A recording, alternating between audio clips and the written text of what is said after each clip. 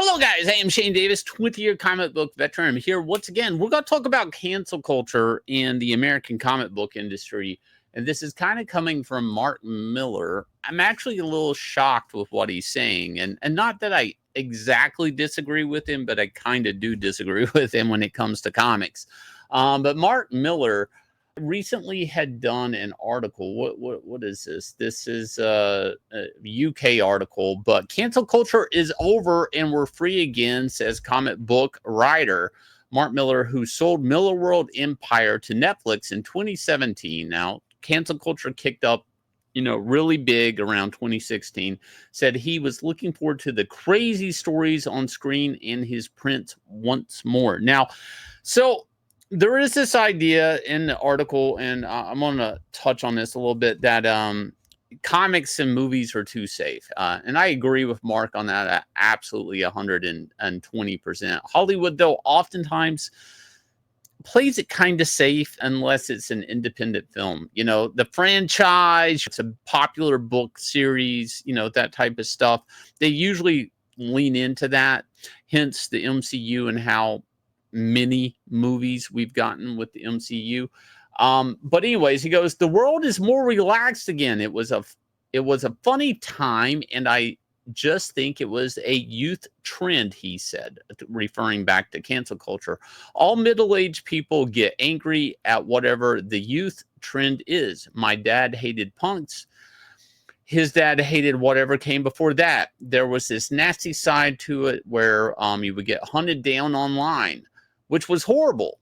It's over now, which is great. And people are just telling good stories. Now, it was only a few months back, Neil Gaiman got canceled. Okay, so I don't think cancel culture is over. Dark Horse pulled back deals. He lost most of his money, if not all of it. I think all of it, actually, with what was the biggest Kickstarter. The Good Omens Kickstarter was the number one Kickstarter at one point in time before the G.I. Joe omnibus and the Transformer omnibus. But he lost that money. He's now countersuing with one of his the people that were making allegations about him for, I think, $500,000 settlement. But the reality is like, I don't know if cancel culture's done. Okay. But even if, and I'm going to humor this argument a little bit, let's pretend cancel culture is over. It's already done so much damage, right? I've known personally writers who had left the American comic book industry, deleted their social media, work in video games, basically because it wasn't worth putting your head out there to work on, I don't know, even a C-list Marvel or DC character, to just be canceled, for clout points or whatever by somebody under you or just some rando on social media. I mean, we are in the era of Ed Piskor. That happened. To say cancel culture isn't like a thing anymore, I get the idea that Mark's putting out there, and I think it should be said by everybody. Cancel culture is not a thing, but that doesn't keep creators from being afraid of it. And although I think a lot of comic book creators should really not be afraid of it, especially comic book creators, you make next to nothing working for Marvel and DC. Why be afraid? I mean, what? You just get canceled from working in comics. Yeah, you love comics, but go make your own comics. That's kind of my attitude about it. But, some people, working at Marvel and DC, is like a lifelong dream. I get that. I understand that. But you don't own these characters. And that's the risky part here, is you really are just building up a career within the ranks of the American comic book industry just to have somebody to lop your head off for points, for clout points, and to be famous basically off the hard work you do. And there's an incentive in the freelancer field, is like if there's less competition, maybe you'll get the job. So if you're a talented writer or a talented artist, there is a real big incentive to cancel you. Now, with Mark, I mean, Mark's kind of like looking at this through a different end of the telescope, which I kind of admire.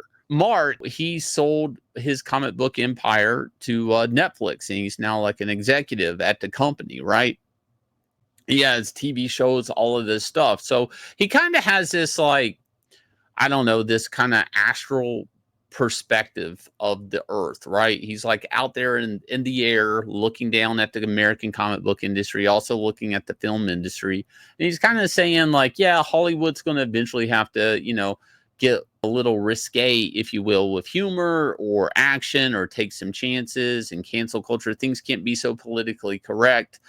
But yeah, I don't know. In a way, like, I don't know if, and I hate to say this, but was Mark kind of already out on his own, doing his own projects and never really having to worry about how cancel culture would affect his next job at Marvel and DC? And I guess what I'm saying is, even if the idea that cancel culture, let's just humor that for a little bit. Let's say it's over. The abused spouse reflex of comic creators is going to be there for a long time. I don't know if a lot of people are going to trust it. I don't know if a lot of people are just going to try to go along to get along.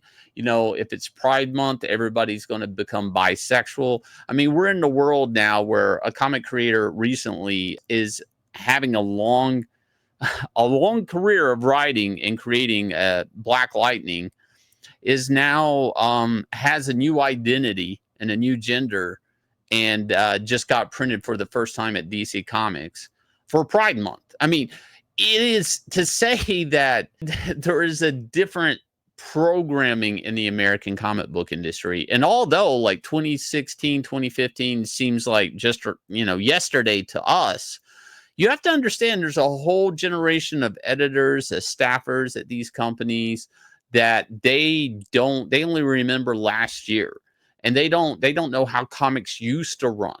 I just read an article today, like David Finch is at Skybound doing a new project with Robert Kirkman. Great, right? Yeah, but why is Skybound dominating the American comic book industry? Why isn't David Finch doing like a new Spider-Man #1 or a new Superman #1 to line up with the new movie? Like, there's something really wrong in the American comic book industry. Now, as far as Hollywood goes, like, look, I could see Hollywood pivoting really quick against woke.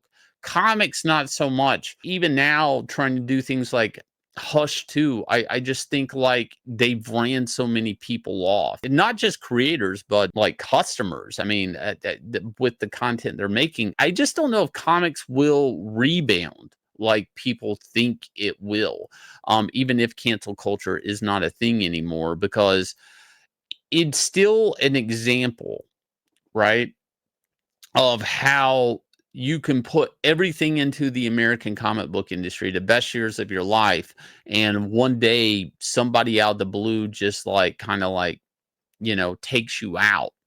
And it doesn't matter if you're talented. It doesn't matter if your books sell. It doesn't matter whether if it's in the case of Ethan Van Sciver and his politics, or Neil Gaiman and his sexual antics, or Warren Ellis. It doesn't really matter. You're gone just like that. The work for hire arrangements in the American comic book industry are that fragile. It doesn't really matter. You're just gone at a snap of the fingers. It's such a weird thing when I think about it. Just like this article in general, the idea of cancel culture being gone, and comics and movies are going to be great once again. It sounds great. It's beautiful. It sounds lovely. I can't wait. But I don't even know, because part of me, like, you have to understand, cancel culture happened to an entire audience. People watched it, even if you weren't a victim of it. Cancel culture was a public display. So if I was a new comic book creator, I don't even know how I would approach working at Marvel and DC. I don't know if I would really get that invested. But then again, if I was a new comic book creator and I wasn't white, and if I wasn't a man, I mean, I think I would thrive in the American comic book industry.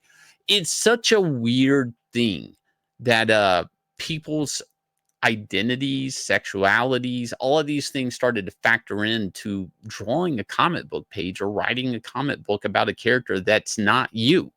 Representation became the over story. We saw this with Star Wars. We saw this with basically everything at this point, every franchise, right? and pretend that this is at a snap of a finger just going to disappear one day and it's over. It's time, maybe. But I mean, Hollywood, even if it's over for Hollywood, I mean, they're up against a wall with AI. Pretty soon AI is going to be the new Hollywood. It's going to be just people making their own stuff that looks super cool. So yeah, Hollywood's probably going to straighten up first, but it's probably already over for them. Comics, I kind of have the opinion AI is not going to have quite the effect in the American comic book industry, but I could be wrong. But I don't know, man. You have to understand, like, there's a certain mindset that's taken root in the American comic book industry. There's so many movers and shakers of comics, whether it be Dan DiDio, Harris, all these people have kind of been pushed out. I mean, who would be the new leadership that would come in and right this ship? I mean, Skybound and Robert Kirkman doing great, but like Kirkman, I mean, but are they going to? He's not going to correct Marvel and DC, And I like the idea that Mark's saying, but I really don't feel it. If you guys will hit like, subscribe, ring the bell for notification. I'm actually kind of curious. Do you guys think cancel culture and the American comic book industry could bounce back? Without it, I think there's some apathy there. I think, there's a lot of creators that are not put to work today. I'm curious what you guys' thoughts are. Please go check out Annatomic. We launched this weekend a whopping $70,000 and moving on up.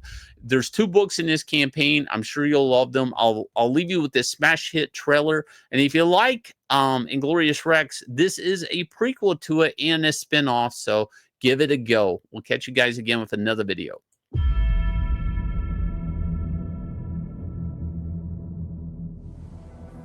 If fighting was a god, I would worship him.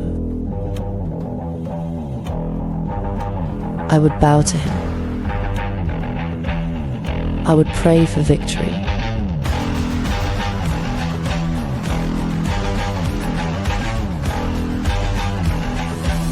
For he only grants opportunities.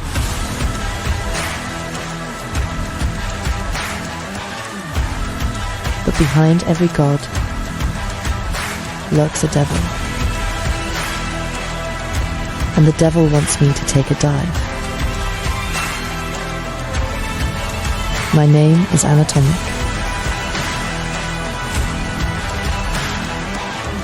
And this is how my legend was made.